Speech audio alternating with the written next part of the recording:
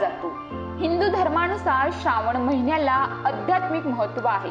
या महिन्याला सर्वात पवित्र महिना म्हटले जाते। आता श्रावण महिना हा सुरू झाला असून देशभरामधील शिव मंदिरे शिवभक्तांनी गजबजलेली दिसून येत आहेत।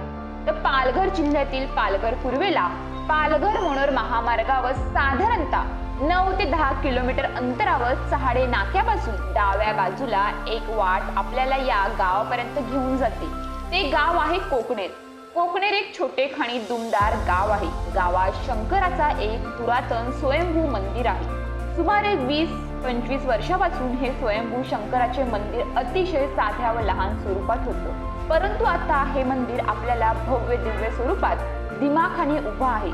तर आज श्रावण महिन्यातील श्रावणी सोमवार असल्यामुळे या मंदिरामध्ये भक्तांनी दर्शनासाठी गर्दी केली होती। हिंदू धर्मामध्ये श्रावणाला अत्यंत महत्त्व आहे। 5 ऑगस्ट पासून श्रावण महिना सुरू झालेला आहे। हा आजचा दुसरा श्रावण सोमवार आहे।